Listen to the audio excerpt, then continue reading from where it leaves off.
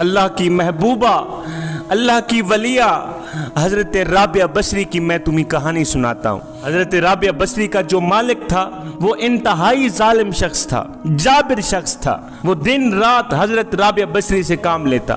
حضرت رابعہ بصری انتہائی خاموشی کے ساتھ اور خوشی کے ساتھ اس ظالم کا کام سارا انجام دیتی. دن ہے تو کام کر رہی ہے, رات ہے تو کام کر رہی ہے, لیکن کبھی بھی زبان سے اف تک نہ کیا.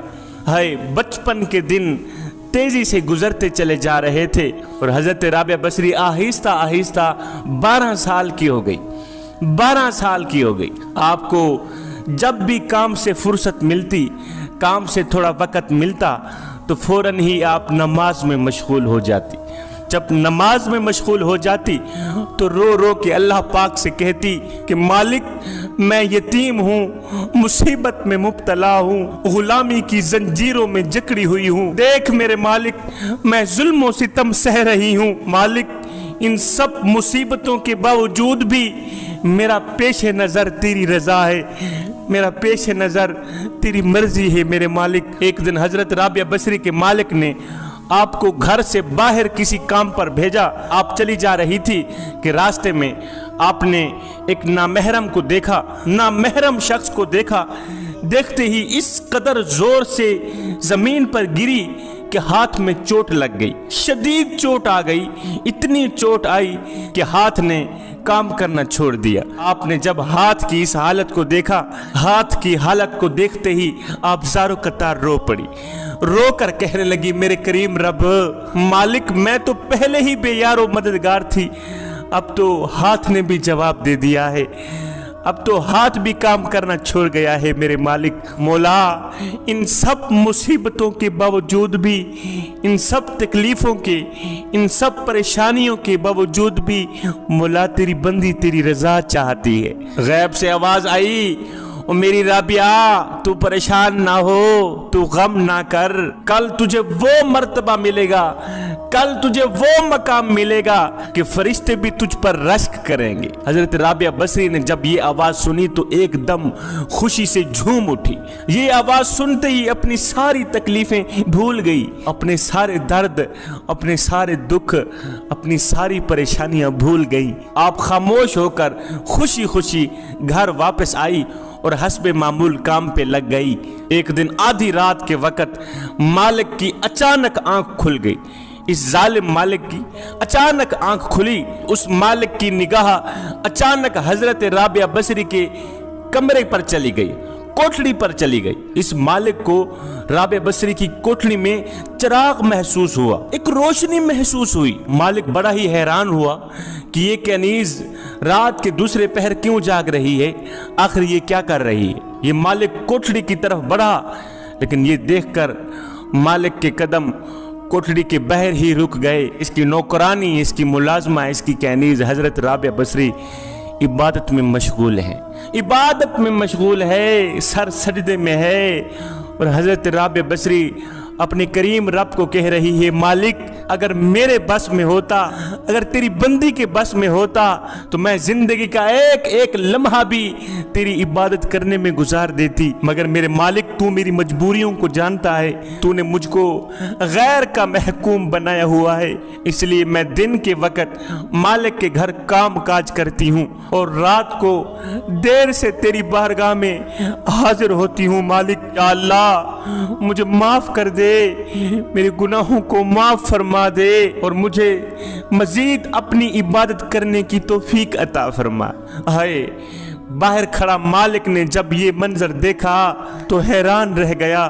اس کے دل کی سختی یہ منظر دیکھتے ہی نرمی میں بدل گئی. اس مالک کو اپنے کیے پر پچھتاوا آنے لگا کہ میں نے اس چھوٹی سی بچی پر کس قدر ظلم ڈھائے کہ ہر وقت اسے اپنے گھر کے کاموں میں الجھائے رکھا, اور بچی کا یہ حال ہے کہ اس چھوٹی سی عمر میں اللہ کی عبادت میں راتوں کو بھی مشغول رہتی ہے. इसी वक्त उसने अपने दिल में इस बात का अहद किया कि सुबह होते ही अपनी ज्यादतियों का अजाला करूंगा। वो ये इरादा करके वापसी अपने कमरे में चला गया कि हजरत राबिया बसरी की इबादत में खलल ना पड़े।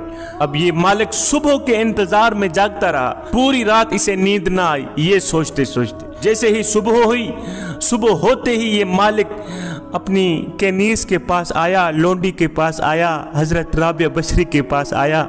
आकर कहने लगा, राबिया बसरी बच्ची, अल्लाह की वलिया, अल्लाह की महबूबा, अल्लाह की नेक बंदी, जा मैं तुझे आज़ाद करता हूँ और अपने गुनाहों की मुआफ़ी तलब करता हूँ। ला इल्मी में मुझसे बहुत ज़्यादतियाँ हुई, मैं नहीं जानता था कि तू कौन है, तेरा अल्लाह के सामने मकाम कितना है, अल्लाह के सामने तू कितने मकाम पर फाइज है।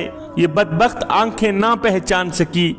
अल्लाह की नेक बंदी, जा मैं तुझे आज़ाद करता हूँ और अपने किए की माफ़ी चाहता हूँ। हज़रत राबिया बसरी ने उसे माफ़ करते ही उसके घर से रवाना हो गई। फिर अपनी सारी ज़िंदगी हज़रत राबिया बसरी ने अपने करीम रब के नाम कर दी। एक सहाबिया औरत को पता चला कि हुजूर अलैहिस्सलातु वस्सलाम ओहद की लड़ाई में शहीद हो गए हैं। किसी ने झूठी खबर फैला दी कि हुजूर अलैहिस्सलातु वस्सलाम ओहद की लड़ाई में शहीद हो गए हैं। जब एक सहाबिया औरत को पता चला तो सहाबिया औरत के पांव तले जमीन निकल गई। ये झूठी खबर सुनते ही ये सहाबिया औरत बेकरार होकर, बेचैन होकर घर से निकल पड़ी। कहाँ जा रही है? ओहद की तरफ जा रही है। ये सहाबिया औरत बड़ी ही बेचैनी से, बड़ी ही बेकरारी से दौड़ती चली जा रही है। उधर से एक शख्स आ रहा था तो इस सहाबिया औरत ने कहा, मुझे बताओ मेरे रसूल का क्या हाल है, मुझे बताओ मेरे नबी का क्या हाल है, जो खबर मैंने सुनी है क्या वो ठीक है? खुदा के लिए जल्दी बताओ मेरे रसूल का क्या हाल है। तो उस शख्स ने कहा, माई तेरा शोहर फौत हो गया है। उस शख्स ने आगे क्या कहा, माई तेरा शोहर फौत हो गया है। शोहर के मरने की खबर सुनते ही ये औरत कहने लगी, इन्ना लिल्लाहि व इन्ना इलैहि राजिऊन। फिर कहा, मुझे बताओ मेरे रसूल का क्या हाल है, मुझे बताओ मेरे नबी का क्या हाल है, मेरे नबी इस वक्त किस हाल में है। फिर उस शख्स ने कहा, माई तेरे शोहर के साथ साथ तेरा बेटा भी फौत हो गया है, तेरा बेटा भी शहीद हो गया है। हाय, बेटी की खबर सुनकर भी, शोहर के शहीद होने की खबर सुनकर भी इस औरत ने कहा, इन्ना लिल्लाहि व इन्ना इलैहि राजिऊन। फिर बोली, मुझे बताओ मेरे नबी का क्या हाल है, मुझे बताओ मेरे हुजूर का क्या हाल है, मुझे बताओ मेरे रसूल का क्या हाल है, मेरे नबी इस वक्त किस हाल में है, जो मैंने खबर सुनी है क्या वो ठीक है? फिर उस शख्स ने कहा, माई तेरे शोहर के साथ साथ, तेरे बेटे के साथ साथ तेरे तीनों भाई भी शहीद हो गए, तेरे तीनों भाई भी कत्ल कर दिए गए हैं। हाय, भाइयों की खबर सुनकर, शोहर के मरने की खबर सुनकर, बेटे के मरने की खबर सुनकर भी इस सहाबिया औरत ने फिर से कहा, मियाँ मुझे बताओ मेरे नबी का क्या हाल है, मुझे बताओ मेरे रसूल का क्या हाल है, मुझे बताओ इस वक्त मेरे नबी किस हाल में है। हाय, शोहर फौत हो गया, उसे कोई परवाह नहीं, अपना लख्त जिगर नूरे नजर बेटा फौत हो गया, नौजवान करियल नौजवान बेटा शहीद हो गया, सहाबिया को कोई परवाह नहीं। हाय, कितनी मोहब्बत है मेरे नबी से कि तीनों भाई फौत हो गए, सहाबिया को कोई परवाह नहीं। सहाबिया बार बार पूछती है, मुझे बताओ मेरे नबी का क्या हाल है, मुझे बताओ मेरे नबी इस वक्त किस हाल में है। सहाबिया का खामिद भी फौत हो गया, बेटा भी फौत हो गया, तीनों भाई भी फौत हो गए, सारा कुंबा खत्म हो गया, पीछे कोई भी ना रहा, फिर भी उसे कोई परवाह नहीं। दौड़ती चली जा रही है ओहद की तरफ, दौड़ती चली जा रही है ओहद की तरफ, देखना चाहती है कि मेरे नबी किस हाल में है। आखिर में आकर किसी ने खबर दी कि हुजूर जिंदा हैं, हुजूर को कुछ नहीं हुआ। इस सहाबिया औरत ने कहा, जब तक मैं अपनी आंखों से नहीं देख लेती मुझे करार नहीं मिलेगा, जब तक मैं अपने नबी को अपनी आंखों से नहीं देखूंगी मुझे चैन नहीं मिलेगा। दौड़ती चली जा रही है ओहद की तरफ। दौड़ते दौड़ते इसने देखा उधर से मेरे हुजूर अलैहिस्सलातु वस्सलाम आ रहे हैं। कायनात के नबी उधर से आ रहे हैं, हुजूर सामने आ रहे हैं, हुजूर तशरीफ ला रहे हैं। ये सहाबिया औरत हुजूर के कदमों पे बैठ के हुजूर का कुर्ता मुबारक पकड़ के चूम कर कहती है, हुजूर या रसूलल्लाह, अगर आप जिंदा हैं तो सारा जहान भी चाहे क्यों ना मिट जाए, मुझे कोई परवाह नहीं। आप जिंदा रहें, सारा जहान क्यों ना मिट जाए, मुझे कोई परवाह नहीं है। आप जिंदा रहें, मेरा शोहर फोत हो गया, मेरा बेटा फोत हो गया, मेरे तीनों भाई फोत हो गए, मुझे कोई अरमान नहीं है। हुजूर आप ता कयामत जिंदा रहें, मैं आपको अपनी जिंदगी में जिंदा ही देखना चाहती हूँ। हाय इतनी मोहब्बत, इतनी मवद्दत, इतना इश्क, इतना प्यार अपने नबी से कि शोहर फोत हो गया, बेटा फोत हो गया, कोई सदमा नहीं हुआ, तीनों भाई फोत हो गए, कोई सदमा नहीं हुआ। कहा या रसूलल्लाह, अगर आप जिंदा हैं तो सारा जहान भी क्यों ना मिट जाए, मुझे कोई अरमान नहीं। जिस औरत को खुदा ने ईमान की नेमत बख्शी हो, वो जान तो दे देगी मगर बुराई के नज़दीक नहीं जाएगी। वो जान तो दे देगी मगर गुनाह के करीब नहीं जाएगी। एक बादशाह ने अपने ऊंचे महल से नज़र दौड़ाई तो नीचे एक मकान में उसे खूबसूरत औरत नज़र आई। ये औरत बड़ी ही हसीन और जमील थी, खूबसूरत थी। अल्लाह ने बड़े ही हुस्न से नवाज रखा था। ये औरत जितनी ज़्यादा खूबसूरत थी उससे कहीं ज़्यादा नेक सीरत भी थी। अल्लाह की वलिया थी, महबूबा थी, मुत्तकी परहेजगार थी, पाक दामन औरत थी। बादशाह ने जैसे ही इस औरत के हुस्न को देखा, नशीली आंखों को देखा, तो देखते ही फिदा हो बैठा, देखते ही बेकरार हो बैठा।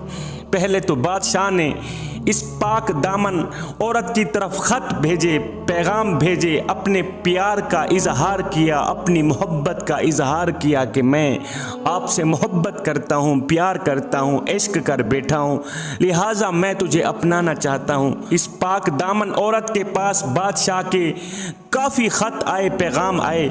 जब इस पाक दामन औरत ने बादशाह की तरफ कोई तवज्जो ना की तो बादशाह को गुस्सा आया। बादशाह ने कहा, इस सरकश औरत को उठाकर मेरे पास ले आओ।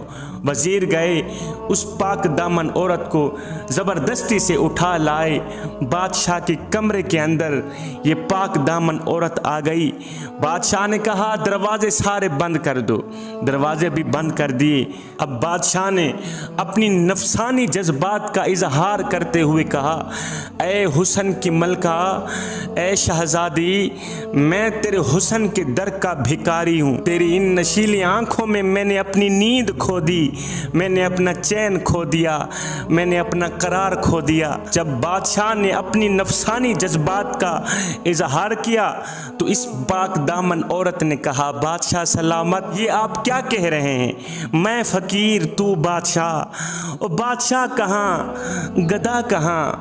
बादशाह ये आप क्या कह रहे हैं? और भला बादशाहों का फ़कीरों से क्या काम? बादशाह ने कहा, तू हुस्न की शहजादी, मैं तेरे हुस्न के दर का भिखारी। तू दुनिया की जितनी दौलत मांगती है मांग ले, मैं तुझे हासिल करना चाहता हूँ। हाय ऊपर से फरिश्तों की नज़र इस पाक दामन औरत की तरफ है कि आज पाक दामन औरत, अल्लाह की वलिया, अल्लाह की महबूबा, मुत्तकी परहेजगार औरत किस रास्ते की तरफ जाती है? ये औरत दौलत की तरफ जाती है, ये औरत गुनाह करके बादशाह की तरफ जाती है, नफसानी ख्वाहिशात की तरफ जाती है, या अल्लाह की मोहब्बत की तरफ जाती है? दो रास्ते हैं। फरिश्तों की नज़र इस पाक दामन औरत की तरफ है। बादशाह ने कहा, ऐ हुस्न की मलका, मैं तुझ पे कुर्बान, मैं फिदा, दुनिया की जितनी दौलत मांगना चाहती है मांग ले, लेकिन खुदा के लिए आज मेरे आगे इनकार मत करना। जब बादशाह ने कहा, ऐ हुस्न के मलका, मैं तेरी इन नशीली आंखों पे फिदा हो बैठा हूँ, इन नशीली आंखों ने मेरा चैन खो दिया, मेरा करार खो दिया। ये सुनकर इस अल्लाह की नेक बंदी ने कहा, पाक दामन औरत ने कहा, बादशाह आप सलामत रहें, आप ता क़यामत रहें, आप ज़रा सब्र करें, मुझे इजाज़त दें, मैं दूसरे कमरे में जाकर ख़ुद को सवार के आऊँ, मैं ख़ुद को मज़ीद खूबसूरत बना के आऊँ, मैं अपनी इन नशीली आँखों को मज़ीद खूबसूरत बना के आऊँ। बादशाह ने कहा, ठीक है जाएँ।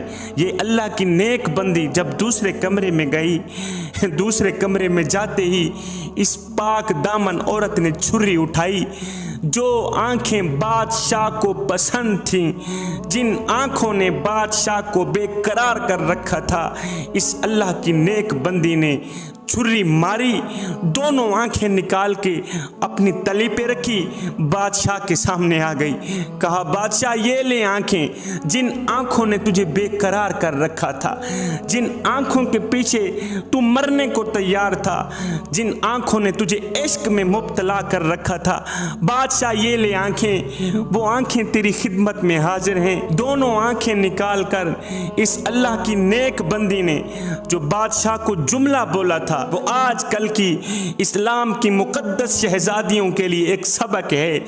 دونوں آنکھیں نکال کر بادشاہ کو کہنے لگی بادشاہ مجھے ان آنکھوں کی ضرورت ہی نہیں ہے جو مجھے میرے اللہ کی محبت سے دور کر دے، جو اللہ کے عشق سے دور کر دے، مجھے ان آنکھوں کی ضرورت ہی کیا ہے جو مجھے گناہ کی طرف لے جائیں، جو مجھے اللہ کی نافرمانی کی طرف لے جائیں، جو مجھے دنیا کی دولت کی طرف لے جائیں، جو مجھے شیطان کی طرف لے جائیں، جو مجھے جہنم کی طرف لے جائیں۔